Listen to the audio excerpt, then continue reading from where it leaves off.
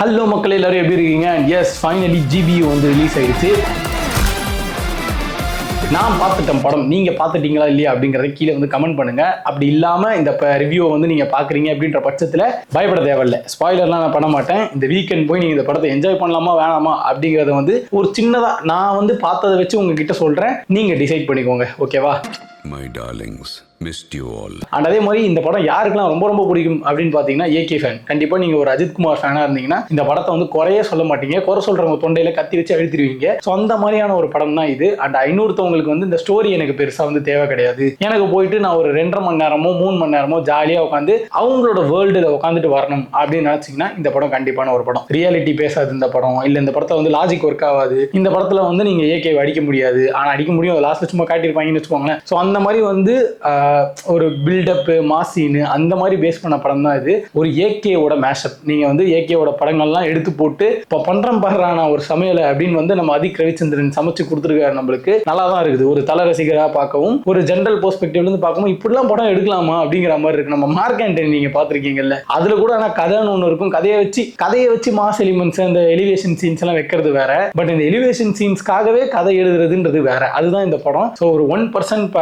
Story and 99% வந்து elevation Seenu, mass Seenu, அவரோட பாஸ்ட்னு காட்டிட்டு ரெஃபரன்ஸ் அந்த மாதிரி நிறைய கொண்டு போயிருக்காங்க. அண்ட் ரெஃபரன்ஸ்ன்ற போது இவங்களோட படத்துக்கு இவங்களே ரெஃபரன்ஸ் வைக்கிறத விட மற்ற படத்துல இருந்தெல்லாம் கூட்டு வந்து வச்சிருக்காங்க. மற்ற வந்து கோஸ்டாரோட படத்துல இருந்து வச்சிருக்காங்க. பேன் வேர்ல்டுக்கே போய் அவங்களோட ரெஃபரன்ஸ் எல்லாமே வச்சிருக்காங்க. பயங்கர சூப்பரா இருந்தது அதெல்லாம் பார்க்கும்போது. பட் அந்த பேன் வேர்ல்டு சொன்னோம் பாத்தீங்களா, அது மட்டும் தான் கொஞ்சம் வந்து என்னடா எல்லாம் மீறி போறீங்களோ அப்படின்ற மாதிரி எனக்கு ஒரு ஃபீலை கொடுத்தது. பட் இருந்தாலும் அது அக்செப்டபிள் தாங்க. சொல்லலாம் நம்ம வந்து அந்த ஏங்க எதுவுமே அதுல வந்து லாஜிக் பார்க்க முடியாது. இதுக்கு மட்டும் நேரத்தை பார்த்துக்கிட்டு அப்படிங்கிற மாதிரி தான் இருந்தது என்னைய பொறுத்த வரைக்கும். ஒரு லாஜிக்லாம் நீங்க வந்து பார்க்காம இல்ல ஸ்டோரிலாம் எனக்கு தேவையில்லை அப்படின்னாம இருந்தீங்கன்னா இந்த படம் ஒரு பக்காவான வீக்கெண்ட் என்டர்டெய்னர் அப்படின்னு நான் வந்து சொல்றேன்.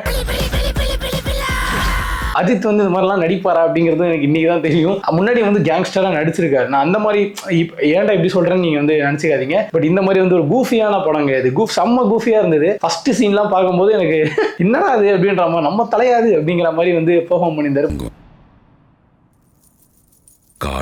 பயங்கரமா இருந்தது படம்லாம் பாக்குறதுக்கு. அண்ட் அவரோட படத்தோட ரெஃபரன்ஸே நிறைய வச்சிருந்தாங்க. அண்ட் நம்ம சிம்ரன் மேம் வந்து கண்டிப்பா சொல்லி ஆகணும். அவங்களோட காஸ்டியூம் இது மட்டும் நான் சொல்லிடுறேன். என்னால வந்து ரெசிஸ்ட் பண்ண முடியல. நீங்க எத்தனை பேர் வந்து கில் பில் படம் பார்த்திருப்பீங்கன்னு எனக்கு தெரியல. அந்த காஸ்டியூம் வந்து அப்படியே சிம்ரன் மேம் வந்து போட்டிருப்பாங்க. ஸோ இந்த மாதிரி பல படங்கள் இங்கிலீஷ் படமா இருக்கட்டும், நம்மளோட படமாவே இருக்கட்டும், லோக்கல்ல இருந்து இன்டர்நேஷனல் வரைக்கும் நிறைய ரெஃபரன்ஸ் வந்து உள்ள சொருகி வச்சிருக்காங்க. இதெல்லாம் கண்டுபிடிச்சு பார்க்கறதுக்கே நம்மளுக்கு வந்து டைம் நிறைய ஆயிடுதா. ஸோ அதனால ஸ்டோரியை பெருசா கான்சென்ட்ரேட் பண்ண மாட்டோம். இந்த ஒரு விஷயத்துல எனக்கு தெரிஞ்சு அதிக் ரவிச்சந்திரன் ஜெயிச்சிருக்காருன்னு நினைக்கிறேன். பிகாஸ் யாருமே ஸ்டோரி கான்சென்ட்ரேட்டடா அங்க வந்து படம் பார்க்கல. இது அது இல்ல இது அது இல்ல அப்படின்ற மாதிரி நம்ம வந்து ஸ்கேட்டடா வந்து பார்த்துக்கிட்டு இருக்கோம். அண்ட் நிறைய ரெஃபரன்ஸ் இருக்கு. நான் ஓப்பனா சொல்லணும்னா கோட் படத்துல வந்து நம்ம எப்படி ரெஃபரன்ஸை வச்சு அடிச்சிருப்போம்.